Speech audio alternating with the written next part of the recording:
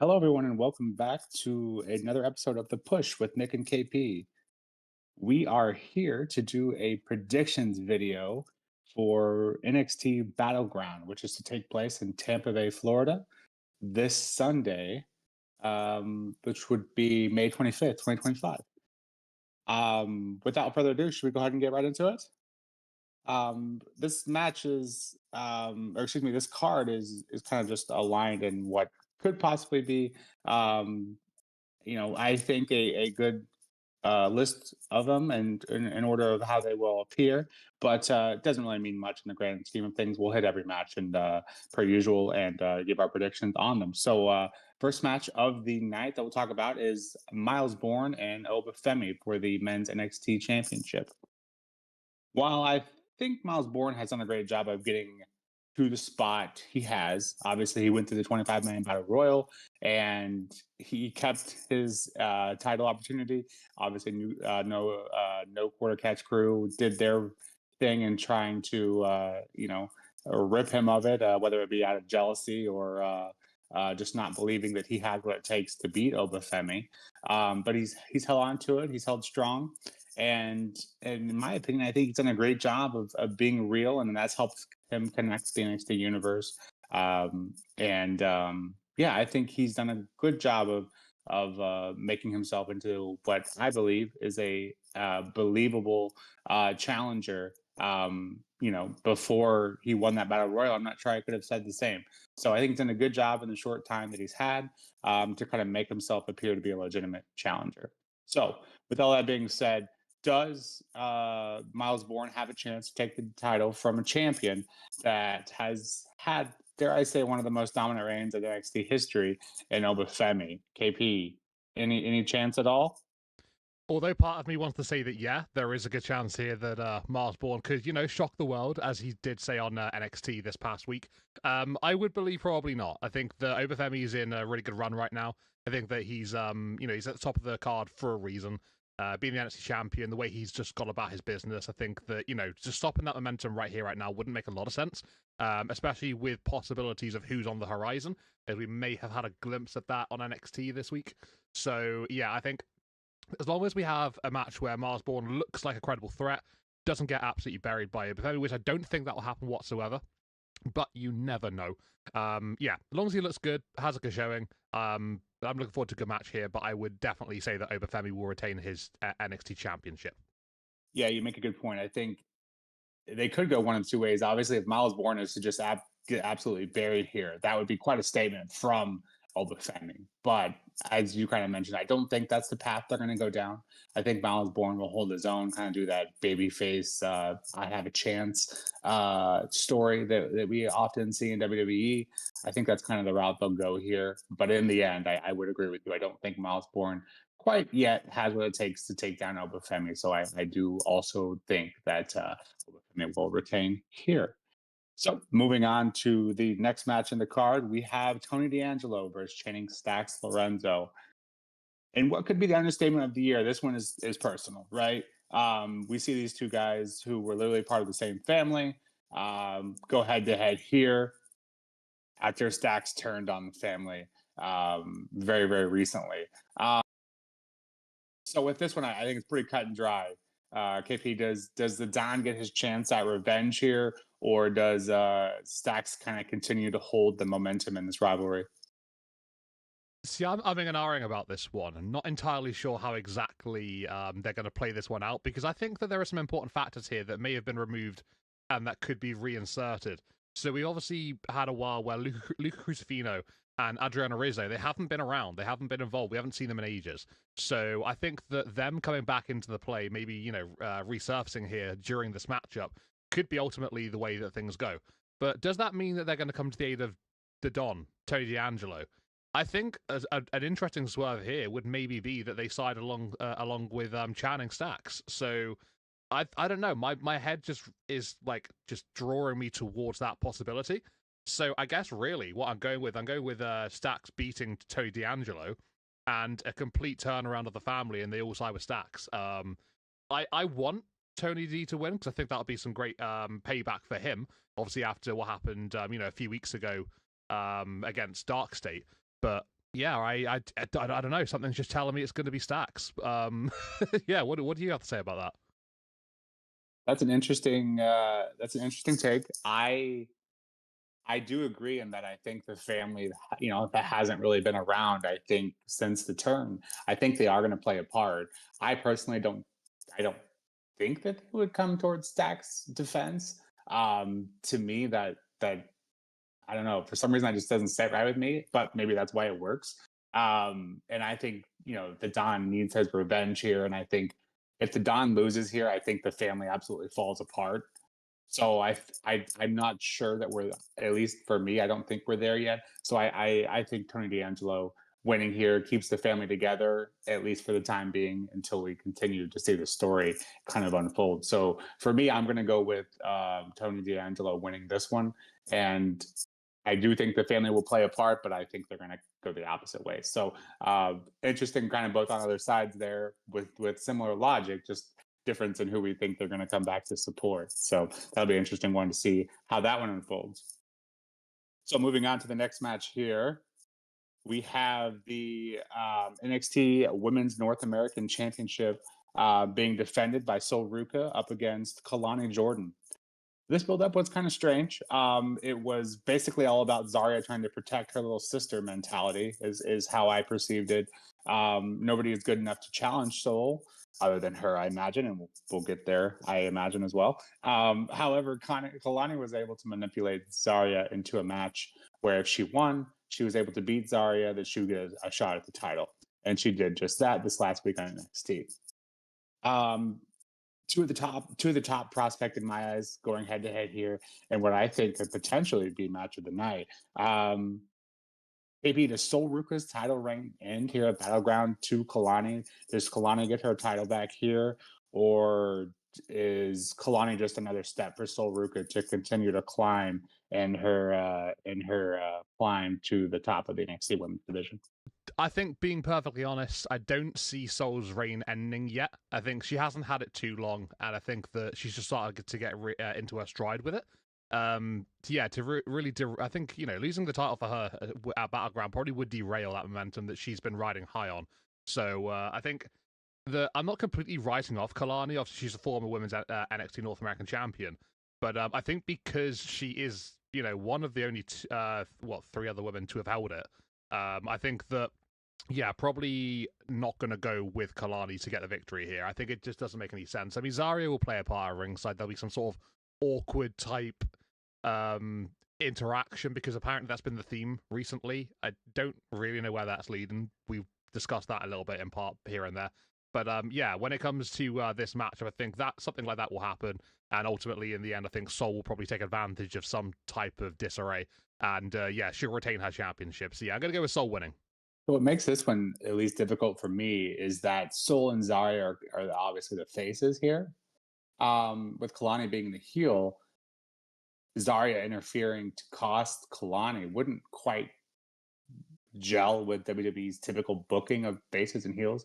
And maybe I'm reading too much into that, but I think the takeaway remains the same still. I do agree. And every time I see Kalani, or excuse me, Sol with the North American title, I think she had that speed championship as well. So it's a shame that they don't actually get to show that off of those weekly shows on X. So yeah, clearly big things for Sol Ruka, and that is the reason why I don't think she's losing here on this occasion. I think the match will be great. I just think something's going to happen.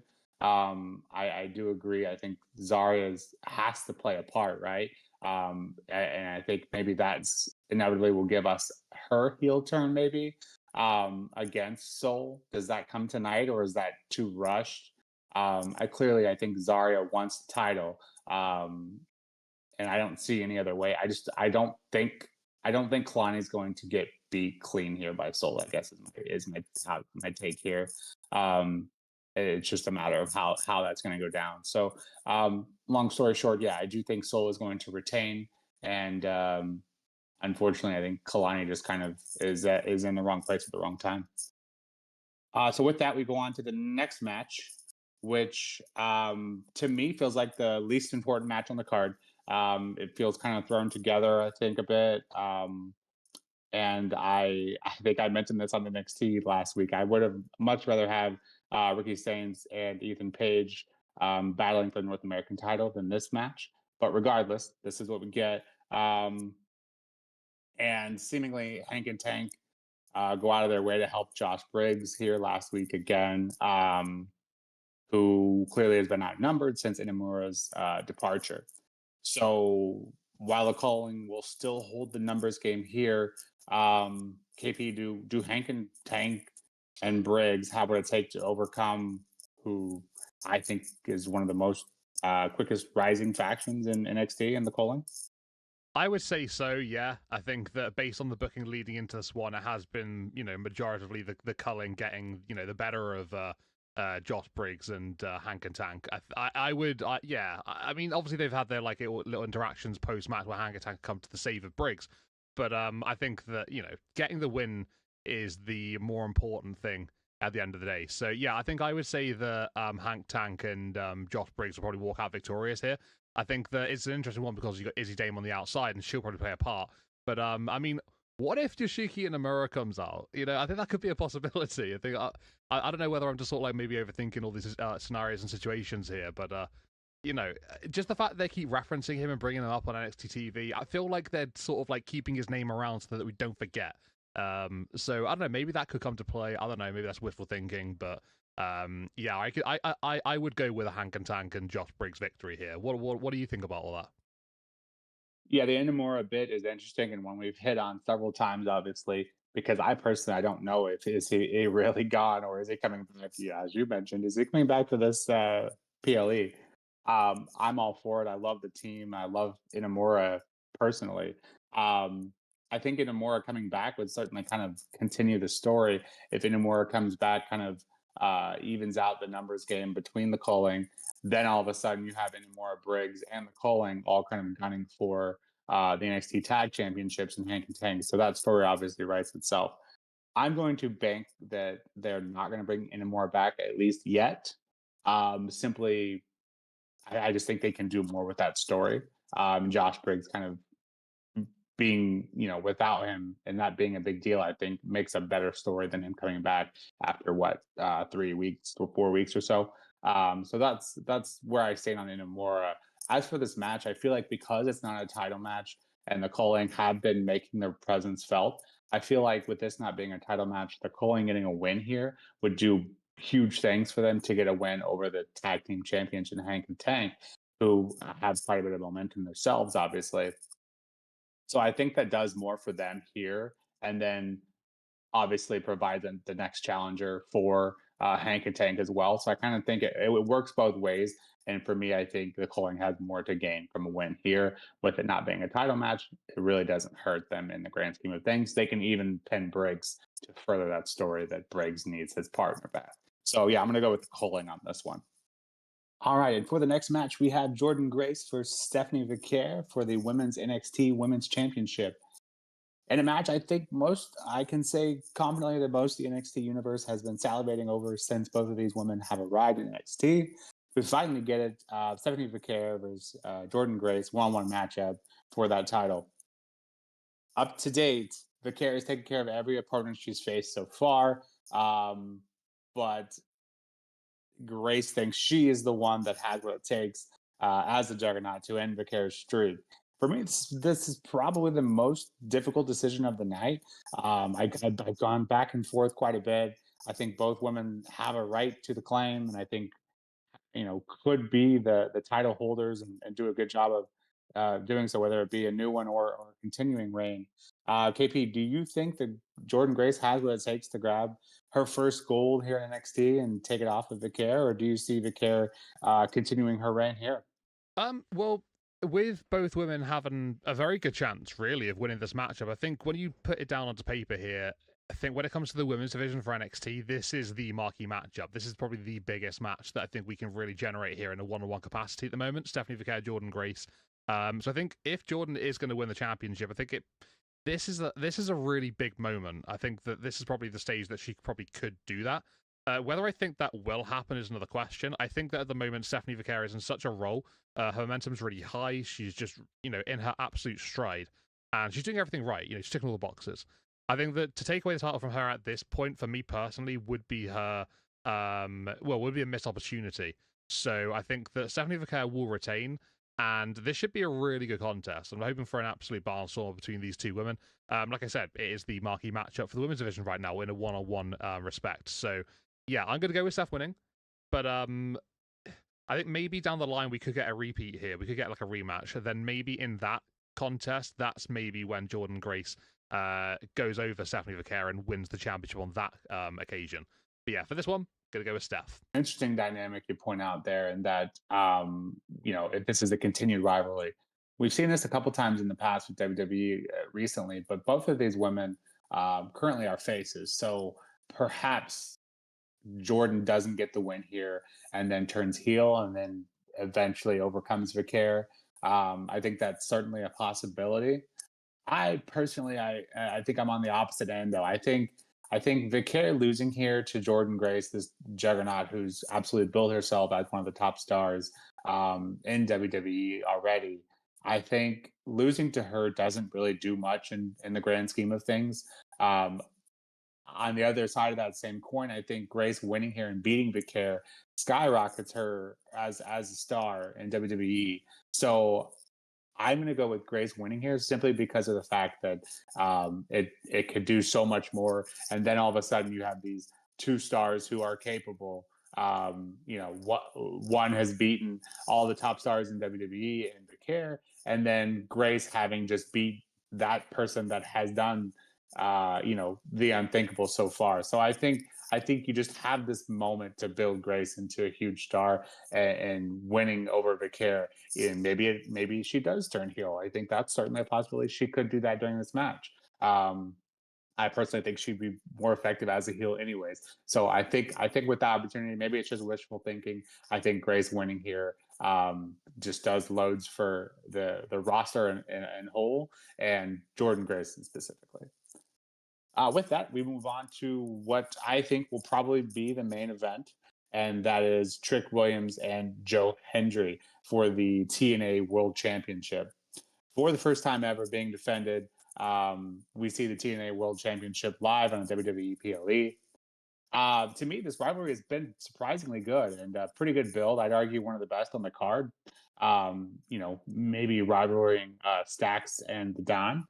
Um, KP, does Joe Hendry, fresh off his WrestleMania appearance, although be it a loss to Randy Orton, does he lose his TNA World Title on the first defense here on a WWE PLE to Trick Williams, who I would argue is one of the best men's talent on NXT? I would say personally that I don't think Joe Hendry has a chance of losing the TNA title here. Firstly, just want to say as well, this is absolutely crazy. The fact that we've got a TNA World Championship being defended on a WWE, televised event. To me, that's just wild. But this is the situation now, obviously with the merger. It's generating new opportunities and new situations that we would never have seen before, and this is just awesome. But yeah, I think going back to the matchup itself, this, like you said, this has had a really good build to it, and this does have like a really good feel to it as well.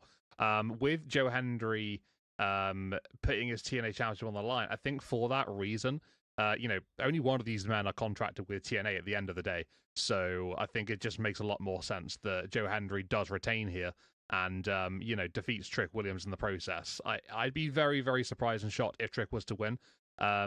But yeah, I think it's a pretty comfortable choice for me to make personally on this one. But yeah, Joe Hendry to retain. I'm really excited for this main event. I think it's going to be, if it is the main event anyway, I'm sure it probably will be. But yeah, I'm excited for this match and looking forward to seeing how it goes down. I think Trick will come close on a couple of occasions, but I think Joe Hendry will walk out on top in the end. I'm not as confident as you are on this one, just simply because I feel like maybe just wishful thinking, but I feel like if Joe were to lose the title um, to Trick and that title changes hands, imagine the headlines that would create. I think that would do wonders for TNA. Um, and Trick's no slouch himself. Obviously, he's had a rough streak, and obviously him losing here would play further into that character. Um, being as the whiny guy who dubbed something a little different on NXT. But yeah, I'm just stuck because I want both guys to win. Essentially, that's the issue here. And I think the possibilities of Trick winning here would do wonders for the title in terms of storyline. Um, but that being said, Joe Hendry having lost at Mania, and now defending it for the first time, I just don't know if I can. I don't think I can pull the trigger. I think Joe Hendry, and I don't have a ton of reasons or reason to support um, that decision other than it just feels right that Joe Hendry kind of retains here, and then Trick further downward spirals, unfortunately, into the crybaby that he is lately. So with that, um, that would be the last match of the night, I think, for Battleground.